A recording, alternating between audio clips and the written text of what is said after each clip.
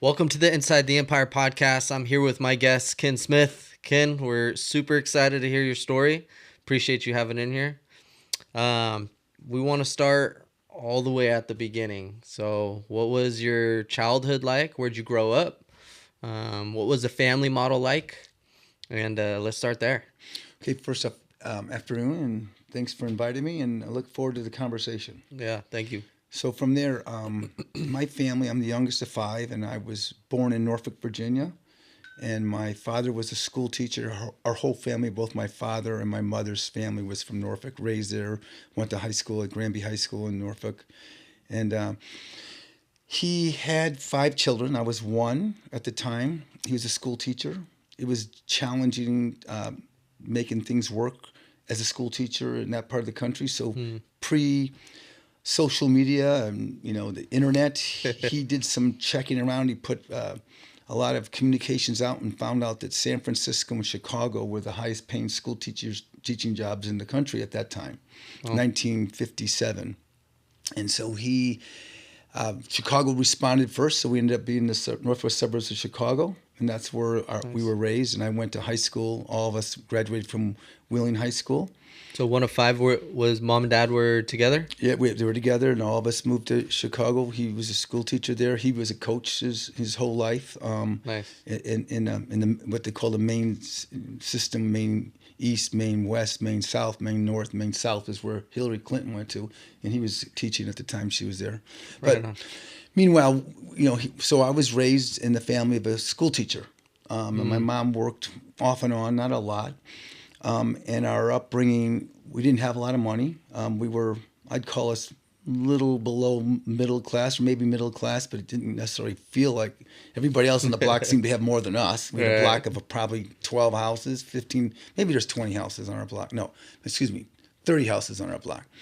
But, in those days, everybody had five kids almost. So the average was five kids, but some had 13, some had 9, a couple strange ones had 2. Yeah.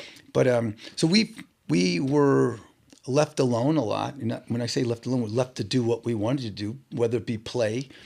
We weren't given any money. Our neighbors all got allowances. We didn't get allowances. So to get money, we worked. We figured out how to go make money. And being the youngest, I learned to work quickly. Oh, yeah. So my first job was on Wheeling Avenue in the Wheel Inn bar at 4 years old, sorting beer bottles. So the people at the bar would be there, and when they didn't have a lot of cans. It was most all bottles. And so when they finished the beer, they'd put it down a chute and go down to the bottom of the basement and drop into the glass, and eventually it keeps a bed. But on Saturday, I'd go there and sort out the hams, because they used to recycle all the beer bottles. They didn't. You wouldn't throw away. You recycled hams, Schlitz, Old Style, Budweiser, and so I'd be down there recycling, putting the bottles in there and sweeping up, and then and the funny thing was my neighbor was grandmother owned the Wheel Inn, and she goes, he can't work in there. He's too young. So they snuck me in on Saturday mornings. I'd work. They'd go play all day, my older brother and Jerry. And they'd come back. I'd get half the money, and I was happy. I had money. So that was my first job, and I had a paper out when I was 7. So the bottom line is I was really fortunate that I found out early in life that, work has a weird, the word work sounds negative. Yeah. Most people go, work. Well, that's not so good. They should come up with a new name for work, because, to agree with that. me, it was an opportunity to make money. Amen. Yeah. And then, opportunity is the key word right there. And then with making money, now I can buy stuff, including whatever. I remember I'd buy my friends donuts. I felt so good about buying my friends donuts. Yeah. And then I bought my first big buy was a Stingray back in the day, but a Stingray with a white seat. Bought it with my own money. Bought the family a pool table. So I had money because I worked all the time, Right. all the way through high school, even in college. I had a full ride in wrestling, and I still worked the whole time. So that was my next question. You say wrestling. What sports did you play growing up? Organized sports. Again, we weren't from a very wealthy family, so I had neighbors that played organized sports, but I didn't until 5th grade, and none of my brothers and sisters did until they got to junior high school. So they didn't really have organized sports in middle school. I mean, first grade through 6th grade, unless you joined a local basketball team or little league. Yeah. And none of my brothers and sisters did that. But when I moved from one part of town to the other part of town in 5th grade, I played Little League for the first time. So I played Little League, and then went on played at, and then I got to junior high. Now they have sports. So I wrestled in junior high, and for some reason I really liked wrestling. It was one-on-one, and it was I liked the tussle. It was fun. Yeah, Greco or no regular what? wrestling then. Okay. I did wrestle a lot, freestyle, never too much Greco, but I wrestled in high school, and when I walked in my freshman year, I said I'm going to get a scholarship for wrestling, and I ended up getting a full ride for wrestling. Had a lot of choices. Decided to go to LSU because when I went on my recruiting trip, I went down there. I left snow, and my coach showed up in short sleeves and shorts. And then if you ever been to LSU campus, it's as pretty a campus there is in the country. There's probably others as pretty, but I've never been to one. I've been more impressed with an LSU campus. Beautiful campus, and it was a beautiful place. So I ended up down there in Baton Rouge, going to college for a couple of years. Wow, that's a great place. Yeah, it was good people down there. Different world, but it's Definitely. one of the great learning. You go from a Chicago suburb where you're somewhat meaningful in your world because you're getting a full ride. You're captain of the football team, captain of the wrestling team, and then you go down to Louisiana. They don't even know what wrestling is hardly, Right. and everything that's basketball and football, and Right. and you're in a different world. So it was. I remember the first 6 months was challenging. All of a sudden you're not in Kansas anymore. So it was interesting, but after the first 6 months, I learned to love it. It was a great place, great food, great people, really friendly people. Glad I spent 2 years there, but only 2 years. Yeah.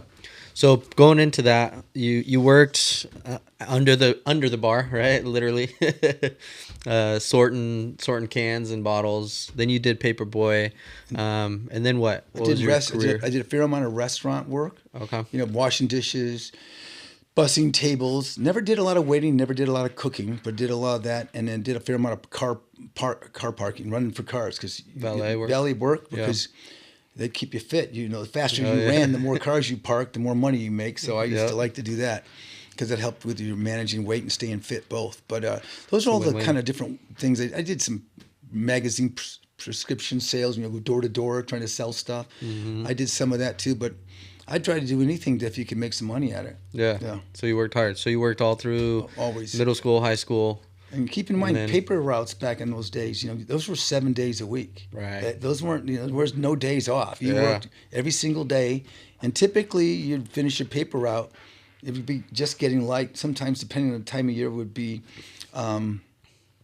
light before you finished. But it was interesting. I remember being 7 years old out in the paper, me and my dog walking the streets. Never felt remotely in danger. Right. I always felt comfortable. Yeah. And but that was it. It was just the way life was. That there's so much to learn there, right? You're 7 years old, 8 years old, running a paper. You're working a full job, right? Yeah. Waking up early, the discipline that you learn at that age, and it's crazy because I see a lot of reflection. I've heard other people. My dad actually was a paper boy when he was younger, and I got to see the hard work. And I think when you instill that type of discipline in somebody at a young age, the older they get, opportunities, right? You look at everything more as an opportunity, not, hey, I have to work, but I get the opportunity to work. Right. That's right. So that's great. Without question, I agree with you 100%. So then going into college, you left home, left mom and dad, went to LSU, wrestled. Were you working at that time as well, or just going to school and wrestling? I worked doing some landscape work. I worked for a lady taking care of her house. Even though you're on a full ride, you got a little bit of spending money, but we wanted more money. So I did two things. I worked, and this one is not work, but I donated plasma. Oh, yeah. Because the first day of the week you get $2.50. The second day of the week you get $5. So you get $7.50. Well, beers were 25 cents. Yeah. So that was my made money, and plus I worked probably 2 days a week for this lady. So that's the work I did down there for those 2 years. Nice. And then after college? Not after my sophomore year in college, instead of going back to Chicago to work in Chicago suburbs for the summer, my brother called me up. He lived in Leucadia, or actually in Encinitas, no Leucadia at the time.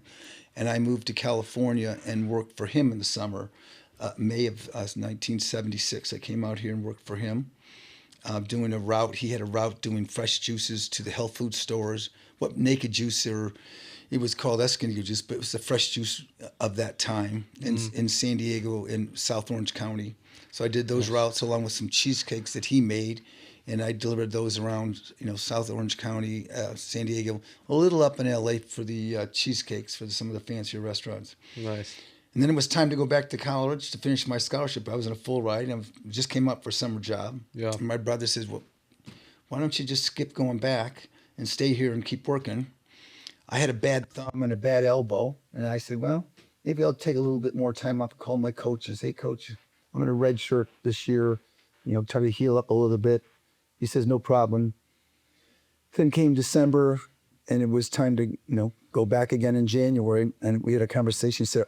I said, "I'm not going to work for you, but I'll buy your route from you." So I bought a route from him. With the money I had from buying a piece of property when I was in 7th grade in Lake of the Ozarks, I bought a piece of property. No way. And that was now worth $4,000. And I sold that, and I got my down payment to buy the business from him. Wait, so when you were 7, you bought your first piece of property. Right. How much was that? I would guess it was probably like, at the time, $3,000. No, it was maybe only $2,000. But when fast forward, 8, 9 years, it was worth $3,500 or $1,000 right in there is what I got for it. I paid it off, and now it was worth that much money. Wow. What inspired you at 7 years old to buy a piece of property? I don't know. I just bought stuff, and then my parents had gone to Lake of the Ozarks, and so did I. And then my junior year, no, it was my freshman year, somewhere along those lines when we went there, my parents said, "Hey, you can buy a piece of property," and so I bought it. And it was in 7th grade. I know that. Okay. And I sold it later, but that was just made sense. Yeah. It had a monthly payment, right? So that was good.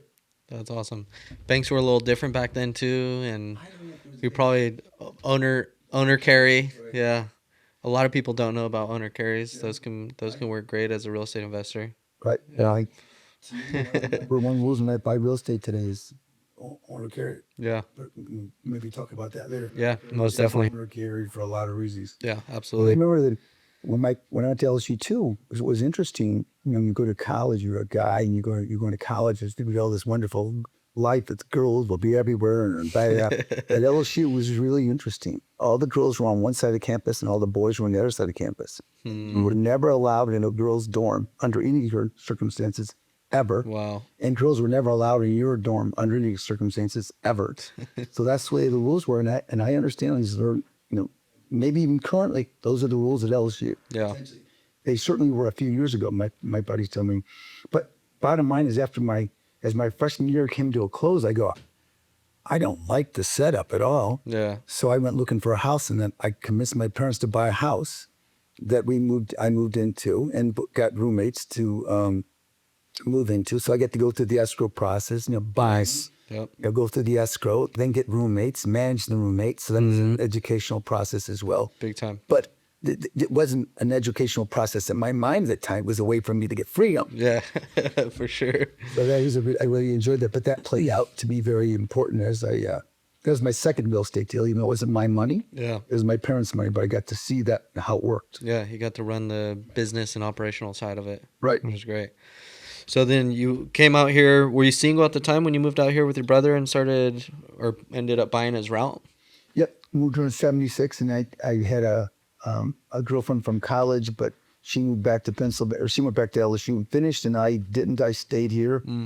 And yep. So okay. So you bought that route. You were selling juices and cheesecakes. Right. And when we started our company, January 1st, 1977, Southwest Traders. Because when I bought that route from him, I changed the name to Southwest Traders, and I had a partner. My brother sold the business to me and this guy, Dean, who was the guy had been there working for him before me. He said, I'll sell it to both of you. So we were really three-way partners. My brother still kept a third. My new partner, Dean, kept a third, and I bought a third. Nice. And then through that, you guys just continued to grow and expand the business operations and offerings. And right. But relatively quickly, my partner, Dean, and I, it was clear we were not the same people. His father was a doctor. His father passed away. He left him a fair amount of money. So he's always was about protecting what he had and didn't want to take any risk. And I got nothing to lose. Let's roll the dice. Let's go. So that was a conflict. It didn't make him bad or good, and didn't make Right. me bad or good. It just made us not right partners. So I bought, Just different. Yeah. and so I bought both my brother and him out, and I became the sole owner about 1979. Nice. And then through that, I'm sure there's some real estate transactions that came kind of down the road. So you were living. Go ahead. The real estate transactions didn't happen right quick. It was once so 79. I buy my partners out, and I go from I'm in the health food business, selling health foods and health food related products, mostly the fresh, not the frozen, but the fresh stuff going Mm-hmm. coolers. At the time, it was Fraser Farms, it was Hadley's, it was can't remember the other one, Windmill Farms, a lot of Mayor's Market, which is still in business, I think, today up in Orange County. Mm-hmm. So we had a lot of customers we sold health foods to, and then in the early 83 or so, I was selling a yogurt that was in the health food stores, and they also sold soft serve yogurt. And so I started delivering soft serve to yogurt shops in the early 83, 84. And around 85, I switched completely and got out of the health food business completely and just went into the yogurt, just selling fresh yogurt. Or not yet, yogurt to go into yogurt machines, like Right. yogurt shops today. Yeah. And I put all my eggs in that basket, and it became a one-stop shop for that industry. For frozen yogurt. Frozen yogurt shops. Yeah. At the time, I originally just papered and just yogurt, and I had the toppings, the cups, everything. So it was a one-stop shop, and then that led us to being in the chain business. We'd go after the chains in the yogurt business. And from the chains in the yogurt business, we went to chains into other businesses like Starbucks or Jamba Juice. Right. So you focus on the franchises. started getting system accounts of large organizations, which is really more what we are today. We still do yogurt shops, and we still do some small mom and pops at Southwest Traders, but we're primarily a systems company, and we do large chains, Rubio's, Panera, Jamba Juice, not Jamba Juice anymore. We used to work with them, but we do Starbucks now and have for a long time. Yeah. And so where do you guys do distribution? We do it throughout California, Arizona, and Nevada. Okay. Awesome. And then that business today is run by, you got some family in there, right? We own the company. My wife and I still own the company. We work on the company. We have a president, Terry Walsh, he came from the industry. He's very, very solid. He's very, very good. And then the 4 sons report to him, and they're in the business, along with some other long-time folks that have been with us. Our CFO, Lynn Bittermeyer, has been with us 45 years. Wow. That's amazing. That's a testament to the culture that you built there. Right. To keep somebody there that long is... Well, and one of the things is, I used to say, well, just because you've been here a long time doesn't mean it's a good thing. Yeah. Sometimes if you're not growing a long time, and it's not a good thing. Yeah, for sure. In this case, it's a very good thing they do there. But culture is critical, and the reason our company today is successful, and we're at our all-time peak, and our service level is, we're number 1 distributor for Starbucks in the country. Wow. Yeah. Yet we're the 4th largest distributor, which makes it much more difficult. We're number 1 in Panera system. So, and we're number 1 in Einstein system. So we're very good at what we do today. And that's all a byproduct of culture. There's nothing, period. Right. Culture, which certainly is heavily to do with leadership. Absolutely. But we have a great culture today, and that makes such a big difference. And it makes business so much more fun and so much more profitable and positive for everybody. Mm-hmm. It's a win-win all around. So we obviously have a lot of viewers that are business owners. What's your best piece of advice to build and cultivate culture within a business?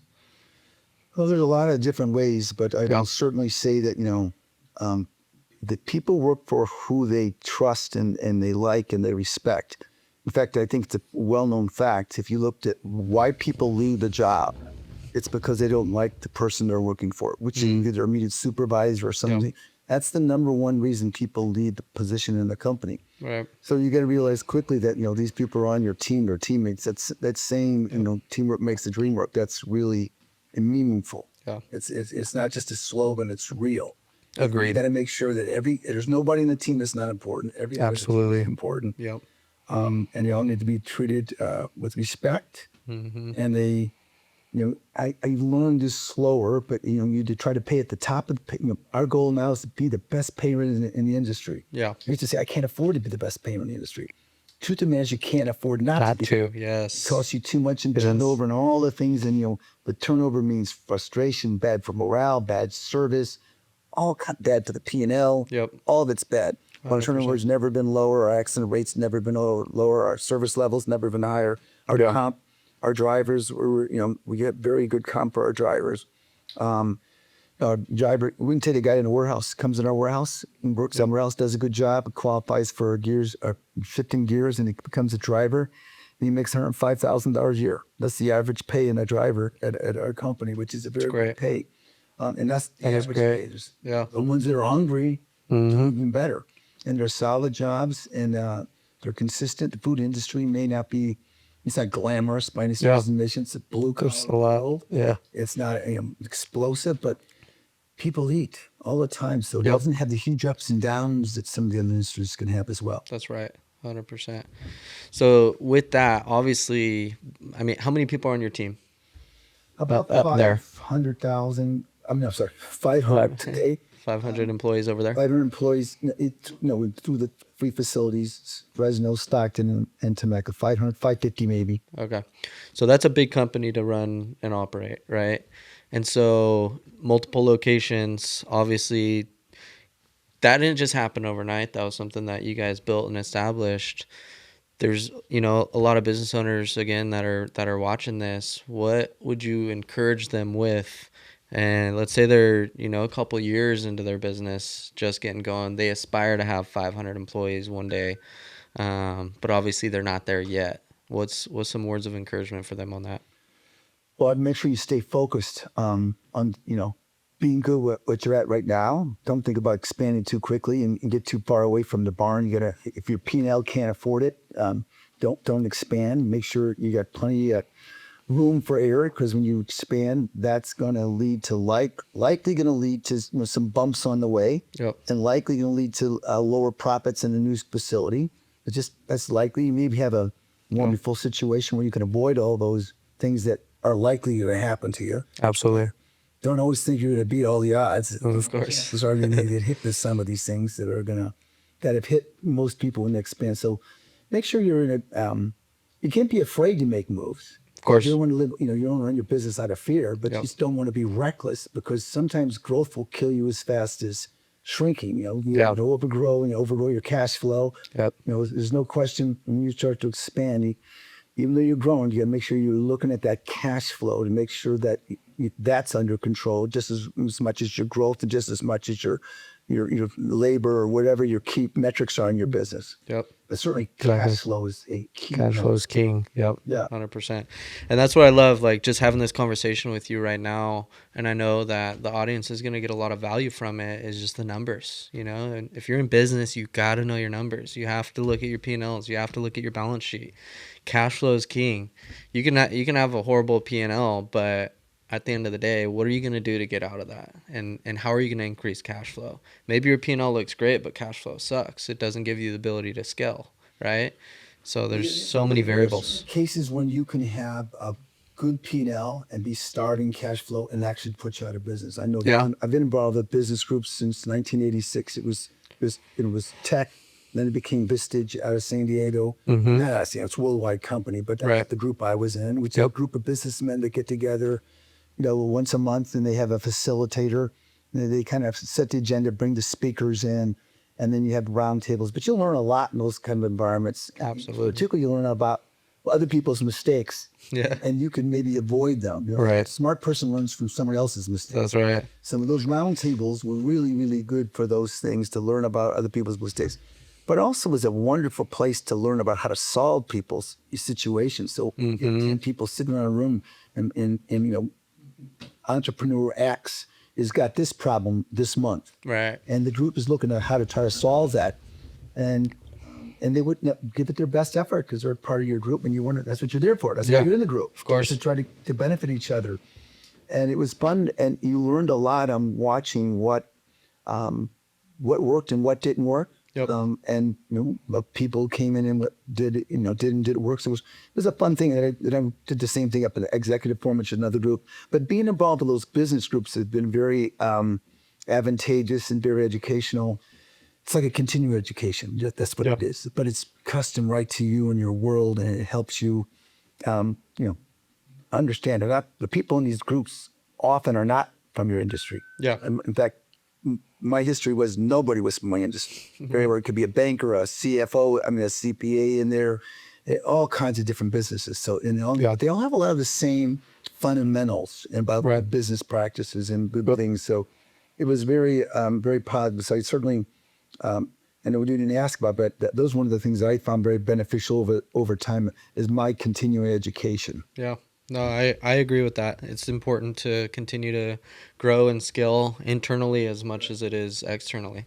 You know, I mean, you could only grow a company as big as you grow yourself, right? And if you're not investing in yourself, you kind of have a disadvantage to your competitors that are spending the time going to the seminars, doing the training, joining the mastermind groups, listening to the podcasts, right? All of the things to continue to scale as an individual. So that's great. I do want to rewind a little bit. So you have a beautiful family, married. At what point in this timeline did you get married and then start having kids and building a family? Yeah, so it was like 1979, or no, it was actually 19. I got to here in 76. I got a girlfriend. That girlfriend, thank goodness, my roommate was right going, Ken, you'll look back upon her 20 years from now and be really glad you didn't marry that one. Yeah. So she was gone. She dumped me in a 1,000 days. At the time, it didn't feel good, but Yeah. I was going out to the bars on Saturday. I worked 100 hours a week, but on Saturday night, I'd go out to the bars, you know, and that song, Looking for Love in All the Wrong Places, was out. And I started to realize, this isn't the place to meet a girl. Right. These bars on Saturday night, they're fun, but this ain't the right spot. So I consciously decided to go in the fall of 1980 to go to Palmer Junior College. And for the sole purpose to find a girl. Wow. Wow. So Second day, I'm at the bookstore and there's a girl behind me.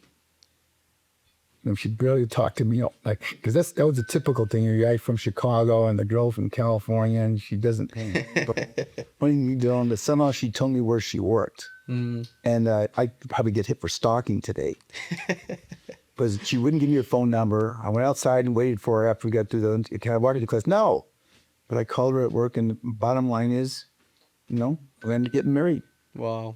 So you guys met at a bookstore. We're at the bookstore at Palmer Junior College. Yeah, That's awesome. And I met her. Probably went on a date with her. Dropped out of school the next day. Wow. How does there for one reason? Yeah. I apologize. I already had my phone off. No worries. So that was a mission accomplished. That was all about, you know, looking for love and in the right place. Yeah. That's awesome. That's a great story. So we got married in 1983, and you know, whether you like my thought process or not, I got married. I wasn't going to have kids. I'm not sure if I would have gotten married. Maybe I wouldn't have. Yeah. But I wanted to have kids. I was 27. So I asked Tina marriage. She said yes. And we had a baby 9 months later, and we have 5 sons now. Love it. 13 grandchildren, and one more come. It's the greatest blessing right there. Yep. That is the greatest blessing. I like to tell people I'm most fortunate, very fortunate. We have a wonderful wife, wonderful family, good health. Yep. Very positive. That's the best gift right there. Like, it doesn't get much better. Yeah. And then to be a grandparent. I don't know that yet. I got 2 little ones. I got one on the way. So I know what it's like to be a parent, but I hear being a grandparent's even that much better. Yeah, because parents are a lot of responsibility. There's no getting around it. Just a full-time job you're on it. My son, we're around our grandchildren all the time. In fact, our son Ryan and his wife Kat and their son Henry were just staying the 3 nights in a row at our house because our house was getting worked on. You just forget how much energy the little guys have. Oh yeah. They're full-time. You better be on your toes, chasing them on their toes. Oh yeah, big time. The thing I love about kids is they bring the childness back into us, you know? And it's just that element because, I mean, as soon as I get home, it's like, it's playtime. My daughter, she's ready to play. She's like, oh, the jungle gym's open. That's literally, she says it every time I get home, jungle gym's open. So it brings out that childhood in us, and we need that, you know? Sometimes. It's the same thing with my son. I don't get on the ground. I get knees replaced, hips replaced. I don't get on the ground and so quickly up and down. Right. My wife does. My wife's on the ground with them, playing all the time. Yeah. Plays with them. They live in that. Yeah. It's the best. And their parents as well, but they all play. I'm probably not the greatest player. Yeah. Oh, see certain things because I getting on the ground makes a big difference. For sure. For sure. That's awesome. So going back to the business side of things, you've had a lot of success in Southwest, but I know you also have some other business ventures. Let's start talking about those and timelines. What was after Southwest? Where did you start investing? And so Southwest Traders remains the goose that lays the golden egg for us. It's a very good company, and it's really what's allowed us to buy anything or do anything else. The only reason we can venture out is because we had capital that Southwest Traders generated. Right. So the first thing I bought was buildings. The buildings that Southwest Traders occupied. Once upon a time, we used to be in Texas, and we used to be in Denver, we used to be in Arizona, and I owned facilities in Phoenix and in Denver. I leased buildings in Texas, but so those were some of the first buildings. I built a building over here on Rio Negro Street.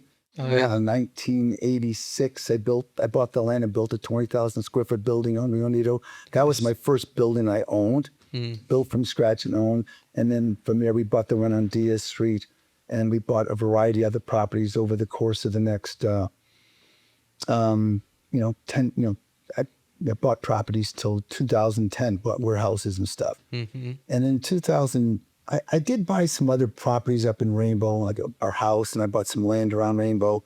But I started buying, the big things that started changing, I bought Galway Downs in October 2010. That was the first thing that was away from either our home or a property near our home, or was related to commercial business, commercial warehouse for Southwest Traders. Yeah. So I bought Southwest Traders. I'm sorry, I bought Galway. It wasn't called Galway Downs. It was called the Southern California Equestrian Center. We changed the name back to Galway Downs in about 2013 because I didn't like that long-winded name. Yeah. And Galway. Galway, you got your Galway. Good choice. Good choice. I think everyone agrees with that. We were debating between Temecula Downs and Galway Downs. We decided Galway Downs, and they got named Fran Delaney he had a restaurant here for many, at least a decade. He had a bunch of restaurants, and he had a big food distribution business out of Newport Beach. But we bought it, and we put that name back in around 2013. So that was really one of the first, I would call it, in the hospitality area. It's not really, I can't say Galway's a hospitality property, but it's in the event space, right? Of the equestrian world, and the other things it had done for since it's been there since the late '60s. So it had weddings, it had a restaurant, it held events, so it did a lot of things. So it was event space. Right. And how many total acres is it? 242. 242. Yeah. And you guys are doing nonstop events, weekends. You got soccer tournaments, and you guys have obviously the cottages there, right? The number one thing, Galway Downs is number one first in equestrian property. It is, and it remains that, and will be that. Yep. And that business, first off, is doing better than it's ever done by the largest of margins. They host Robert and Ali, Neil Ferrugian. They host about 13, 14 really large, anywhere from 300 to 900 horses for one of those week shows. Yep. And then they have smaller shows, but they had probably 35 shows a year there. Yep. So the Galway equestrian world has never been remotely as strong as it is today. Yeah. But part of old Galway in the 69s, it had a trailer park, and so we utilized that trailer park, and we put ranch houses there, which primarily are geared for people who are going to equestrian events and who are going to a wedding there. So we have very little business from people coming off the property to the property. The reason you stay at Galway is because you're going to be in a sporting event or an equestrian event, or you're getting married there. That's why you stay at Galway. So it's really a very self-contained world, and we are only able to provide lodging, whether it be you bring your or your what do you call it, motor home there, or you stay in one of our ranch houses. About I would say 5% of the people. Right. That actually come and for sure. Weekends are very busy. End up staying at, whether it be Ponte or whether they be Pachanga. Depends on the audience. The equestrian world, that's the sport of kings and queens. So they're staying at the higher ends, South Coast, Ponte, Yeah. Pachanga, Temecula Creek Inn, and they do very good business from our customers that are come to town, but they come for a week. Right. And they do that 10, 12, 13 times a year. Yeah, for sure. So I know. that model has been very good. We'd like to figure out a way to have more lodging because people like to come to the property, drive there and stay there, not have Yeah. to come compete in whatever they're doing and get in a car and drive back towards the 50 Into town. It's small, depending. Pachanga's not as far. You can avoid going to town, but you'd like to stay on the property. So that's one of our longer term ambition is to get more lodging there to be able to make it easier for people to stay on property. Right. Like if you're probably not familiar with a place called World Equestrian Center. It's in Florida.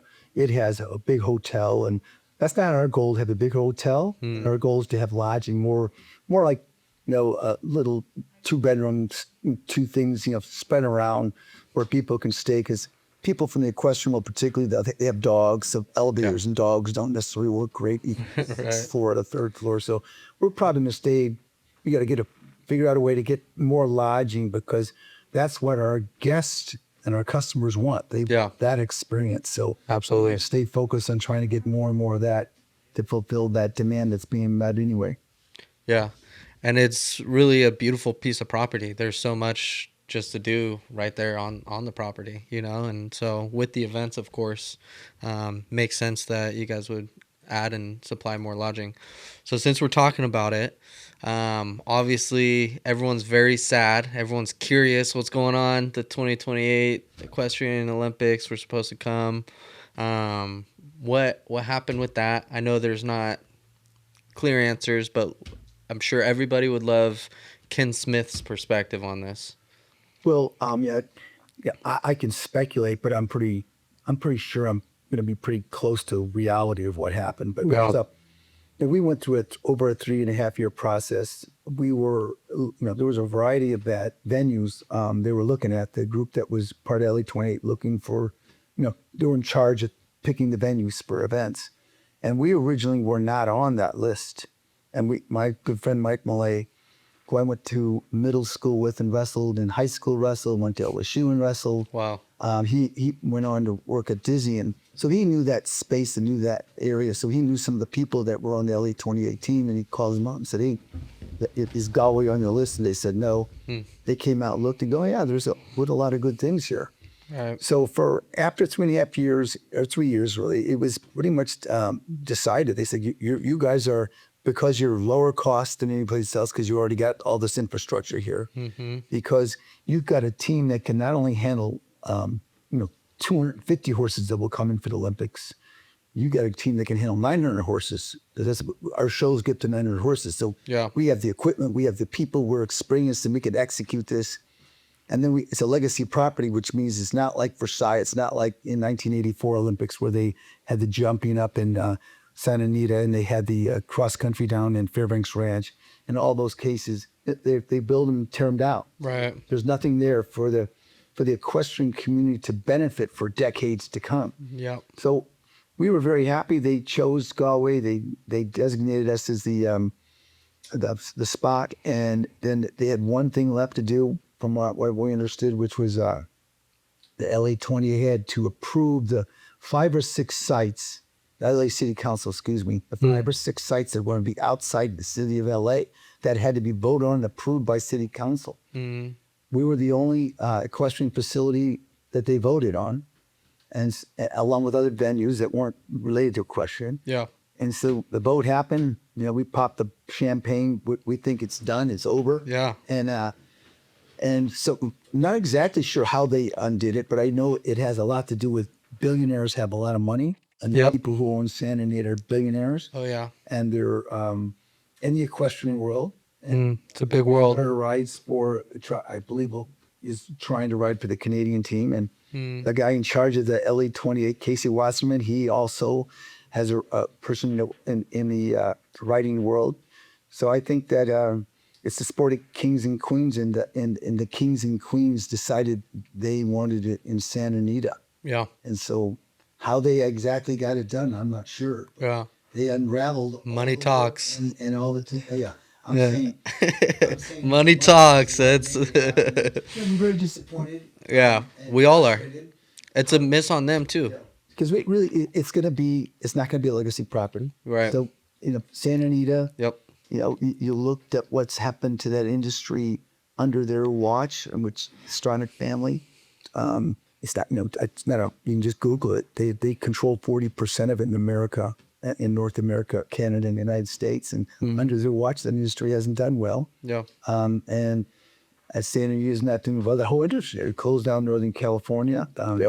And I've even heard that Santa Anita is for sale. We wouldn't be surprised if the right price came along, they'll sell it before the Olympics happened. I don't Yeah. need it to be true, but it's hard to tell what happened. All I know is that we took a property out of bankruptcy in 2010 and built it to a model of success in the equestrian world. Yeah. And they've taken a business that's been around for a century for sure, horse racing, and they haven't. It hasn't thrived. In fact, it's going down and going down and going down, Yeah. and they end up getting it, and they're horse race people. They're not Yep. really in the business of an English style riding in their business. Their daughters maybe, or their granddaughters maybe, but they're not in that business historically. Yeah. So it's disappointing how, and you look and go, you try to reward the right models of success. In our minds, we build a model of success that go all the way down. That's right. And they are not the stewards of a model of success currently, but they got the thing. And I think you hit it right on the head. Money talks, and exactly how and where it talked and when it talked. Yeah. I don't know. I just know it talked and was all said and done. For sure. Yeah. We're definitely sad as a city. I saw, all throughout Facebook and through the local groups, and everyone's, what's going on. We got local city council. There's not answers. There's never going to really be answers, but at the end of the day, I think we all really know what happened.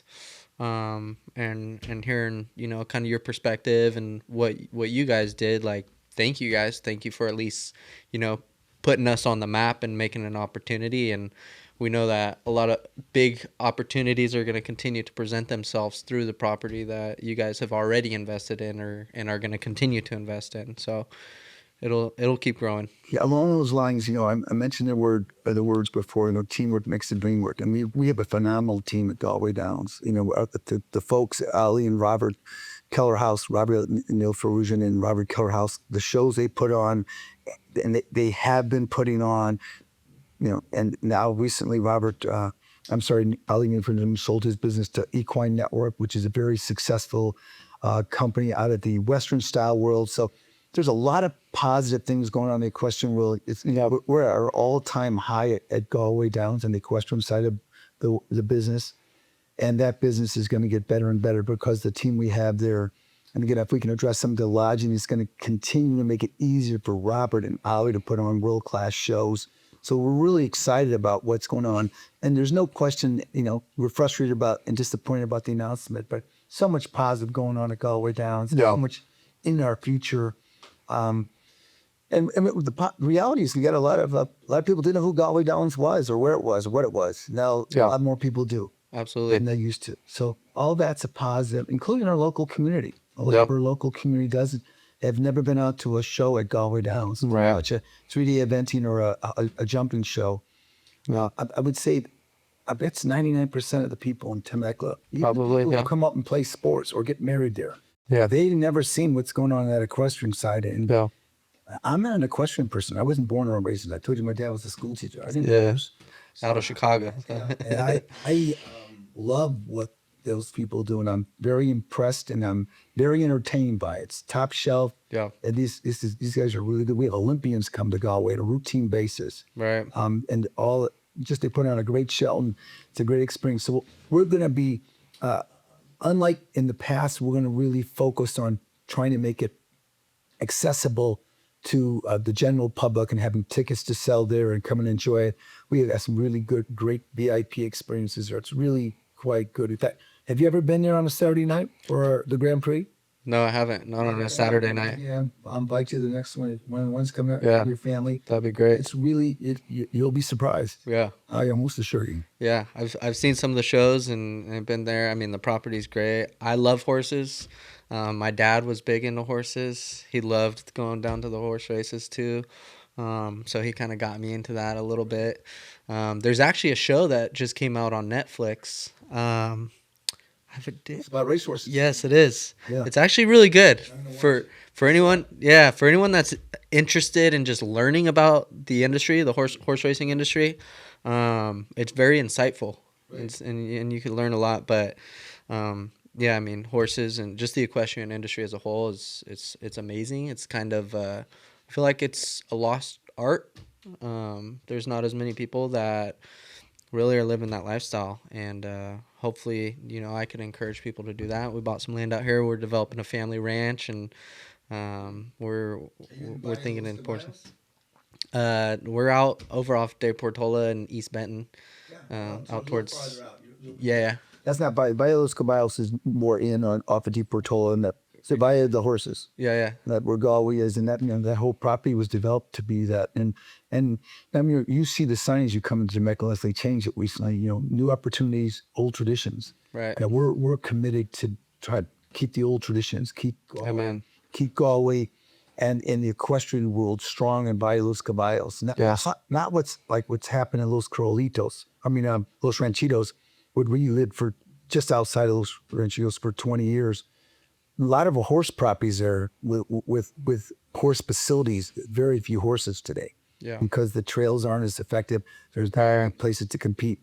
But Galway, on the other hand, and CRC Ranch, a lot of CRC Ranch does the Western style activities, Right. and we do the English style activities. So having those places where they host events for the industry is very big, makes it more attractive for somebody to come and live close by and do their training for that, whatever discipline they're in. Yep. So we're really excited about, the future there. We think that we want to keep, it's our goal to keep, the equestrian world as strong as possible in Valle Los Caballos. And, Love it. And by keep Galway stronger and stronger.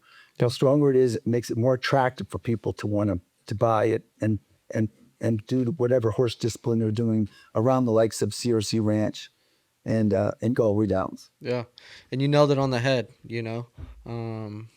Old traditions, right? And so keeping the roots, keeping it strong, and what Temecula was built around. I mean, this was all ranch at one point. Fed to all at LA, and between the slabs they used to build the buildings and the food, they had a train line that came here. Yeah. The cattle and the different type of protein, Right. and the slabs of cement to build the buildings. But Yep. it was a ranch. That's what it was. Bale Ranch. It was a Yep. big property. I'm not sure how many acres, but a lot. Yeah, a lot more than I got, that's for sure. But we definitely want to play our part in bringing back local farming. I think it's important. I don't think commercial farming works. And everyone who's just in that industry and has land and wants to, continue to preserve the land too. It's important. We need more people in that realm and people that want to, kind of play their part. So Along those lines, we're excited. I'm working with a couple of people on doing a project right now. We're closing escrow today on one, and we're looking to wrap up 3 or 4 properties all along the lines of old traditions of, cattle raising and sheep and pig, pork, yeah, and chickens, all without the negative parts that went with it, with the chemicals, etc. And then farm, so having less chemicals involved with farming. Yeah. So we're looking to do that and do, farm to table at events at Galway, and this other property that we're getting, which again, it's too soon to say exactly where it is, what it is, but yeah. really excited about that opportunity to continue to expand the old traditions here. That's great. We'll have to have a conversation off camera about that. We have some old spotted, some Glouceshire's pigs. So we just got 5 little piglets. They're about 4 weeks old now.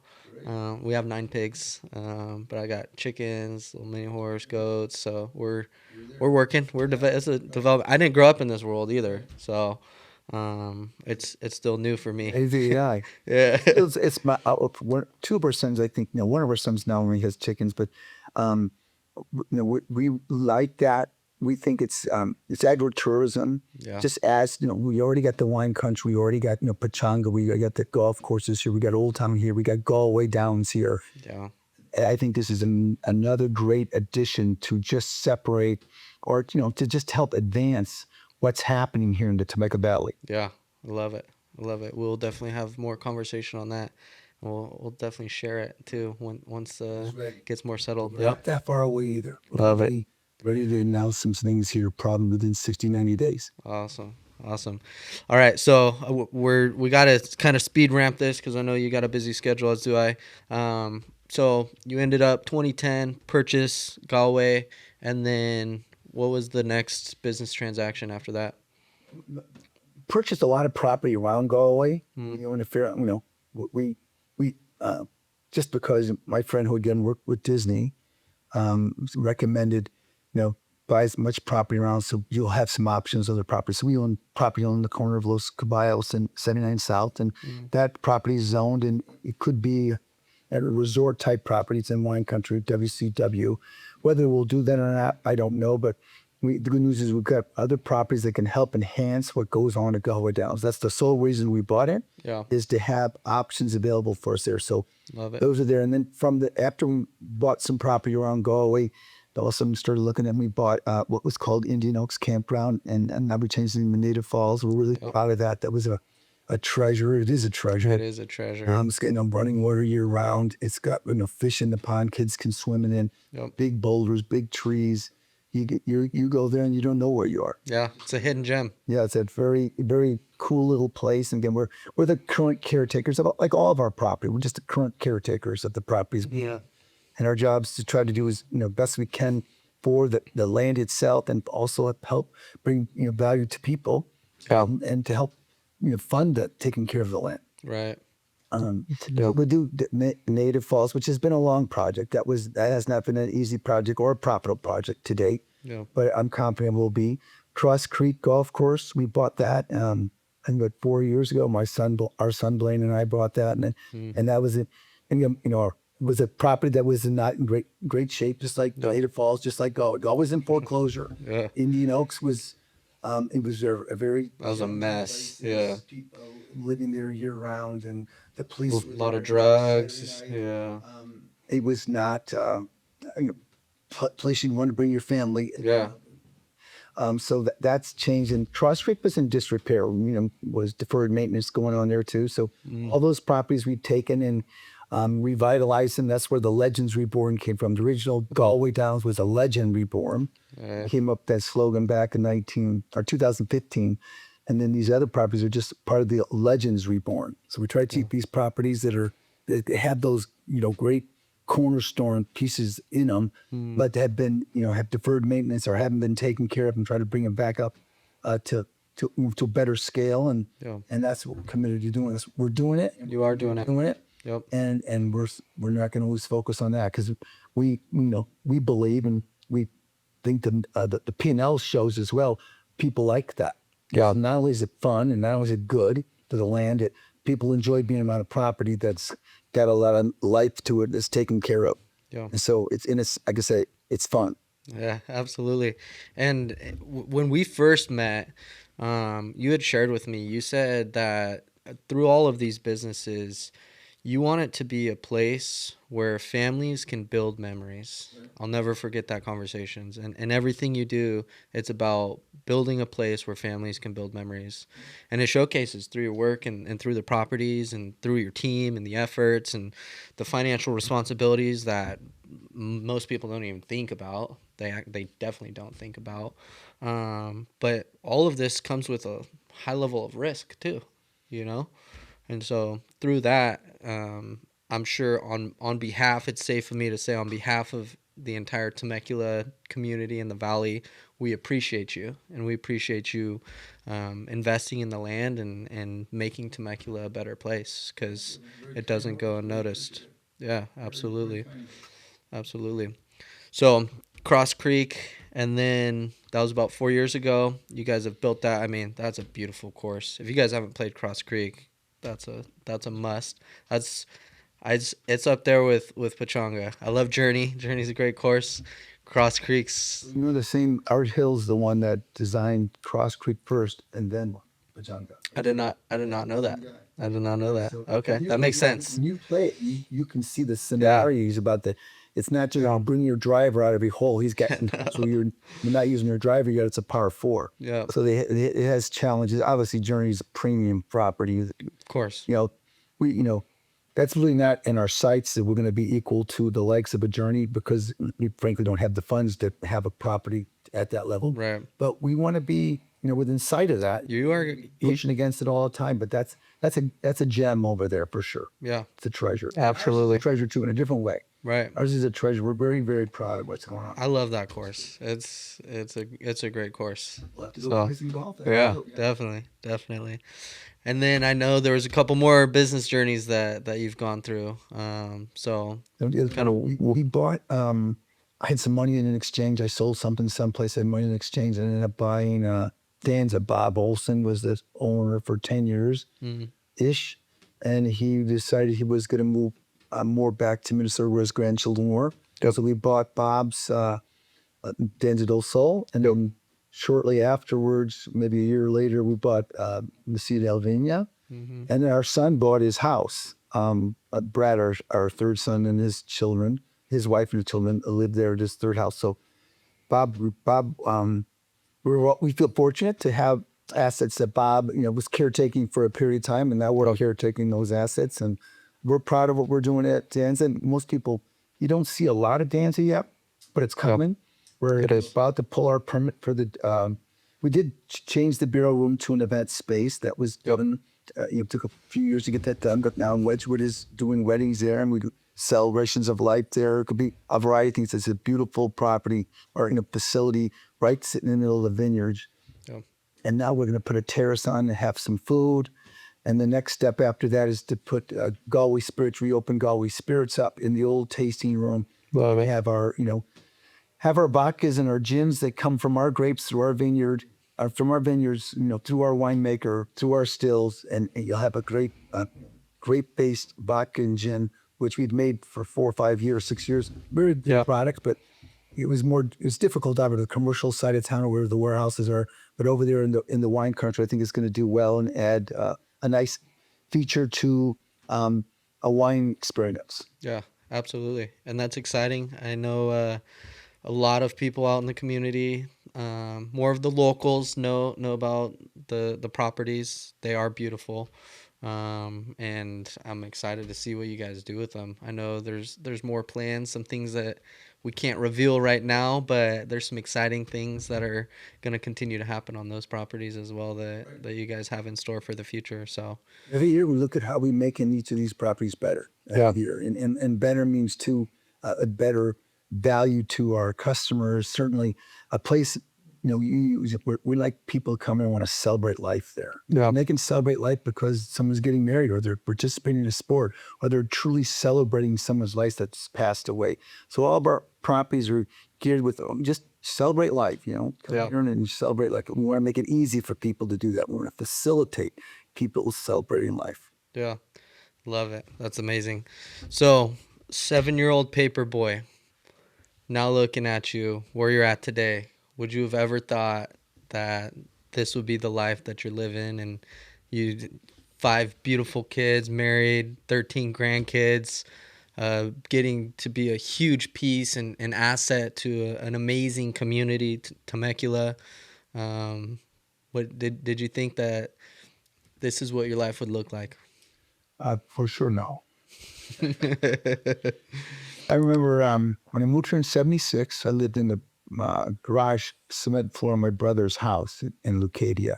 And I had to drive through Rancho Santa Fe to get to Escondido at Escondido Juice Company every day, except for Sunday. We didn't deliver juice on Sunday. But 6 days a week, I drive through Rancho Santa Fe to get picked up my juices. Oh. I drove into those mansions. And I never once said one day I'll have one. Just go, well, that's nice. That stuff. Yeah. It's not touchable, but it's touchable. Yeah. It's there. So it's nice to have nice things, and it's nice to build. It's more fun to build nice things. It's fun to build things that people enjoy. I agree with you on that one. And to do it in a community like this, where it can be appreciated. Yeah. Readily.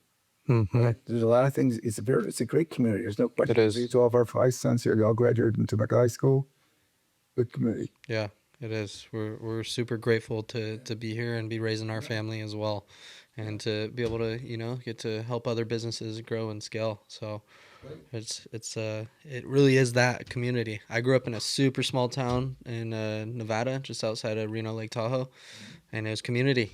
Everybody looks after each other, and you support each other, and that's what really attracted me to moving here, was getting that same sense of community. And people love each other here, and there's a lot of mutual respect and support, and a level of gratitude for the people that do live here. They are very grateful to live here. They don't take it for granted, and that's hard to find. Not every city's like that.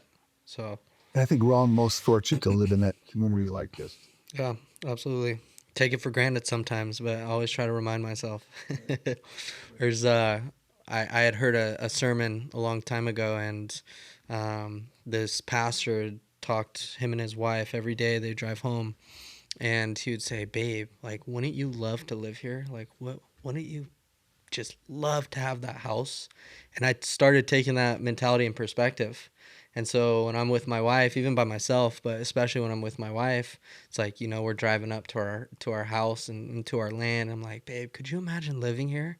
Like, wouldn't it be amazing?" Like, we live there, but just reminding ourselves, and it just creates that sense of gratitude on a consistent basis. It's that constant reminder, like, we got to be grateful. Even like the cars we drive, like, oh, could you imagine, like, we're renting this car, but could you imagine if we own this car? It's those little things. The simple pleasures of life. That's right. That's right.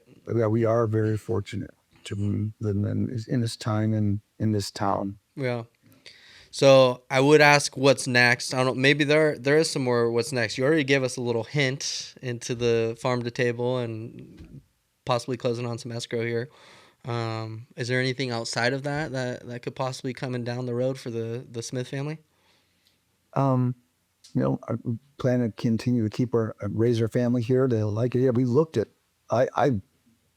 before we had any grandchildren, before any of our children were married, I was convinced I wanted to move to Mexico. And then I thought, well, Chile, I want to just move where I just move the whole family. Yeah. And now my wife didn't ever like that idea. But on top of it, I've traveled the world, not every place in the world, but a lot of the world. And I like a lot of places in the world, but frankly, it's tough to beat Southern California. Southern California is a very, very nice place to live. It's got great weather, tons of things to do. And, it's a safe place. Because a lot of places you look at going, well, is that going to be safe? Or are you going to have to worry about being kidnapped all the time? Yeah. I never, we didn't think about that in the United States. But Right. look in other countries, that's on the radar. Yep. Is kidnapping a big potential problem? So we're staying here. Love it. And I got rid of the whole thought process looked around. And for my lifetime, we'll stay here.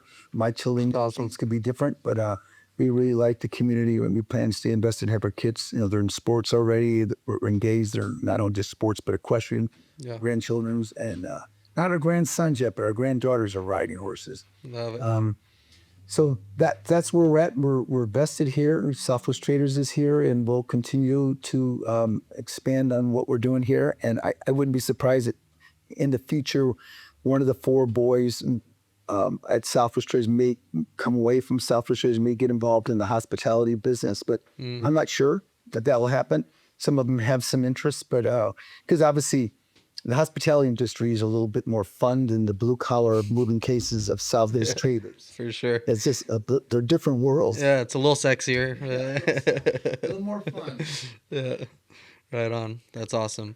Last words of advice. I mean, you've had a ton of success that came through hard work, dedication, like consistent, investment into yourself and personal development. What's your last words of advice for somebody who wants to maybe invest in real estate and, build their own legacy, or even just start a business and build a successful company with, hundreds of employees and create a good culture? What's your last words of advice?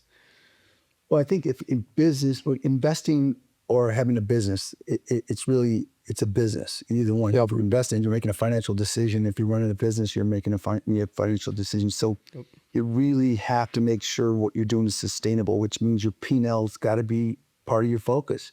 If you're not profitable, then you're at risk. Because you're counting on your savings, or you're counting on somebody else, your parents, or some financial supporter. Yep. If you don't want to be responsible to anybody, then make sure your company's financially viable and it's on its own two legs. Because if it's not on its own two legs, it's at risk. That's right. It's a question of not if, it's a question of when is it become at risk. Yep. So to me, it's all about building financial models of success, because now you are sustainable, and that's really important. And that's a big focus of all of the things that we do, particularly Galway. It's got to be financially sustainable. That's what secures it for decades to come. Yep. If I would go away, it doesn't matter. There's a financial model of success that someone else could come in and take over and take it to even better places. But That's right. it's barely hanging on. Then someone might come in and do something different, like put houses there, Yeah. or try to. For sure. But along those lines, the P&L is very important because it is about that your financing is viable.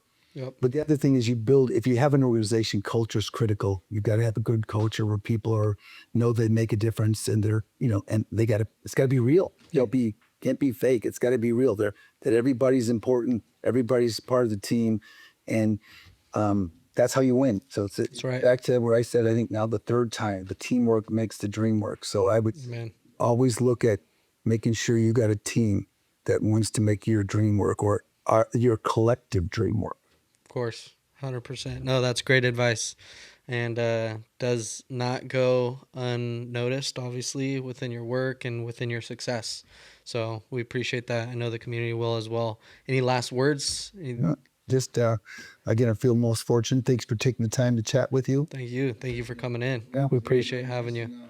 If I provide anybody value today, I feel fortunate to done. If I provide anybody value at all. Oh yeah, you definitely will. I'm sure people will be commenting and probably reaching out to you. So, what's the best way to find Ken? Ken.s at galwaydowns.com. Perfect. All right.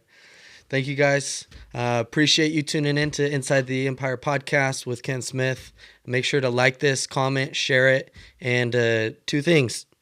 Go check out Native Falls. It's a beautiful place. Bring your family, bring your kids. Second thing, go check out one of the equestrian events. The property's beautiful. Your kids will love the horses. You'll love the horses.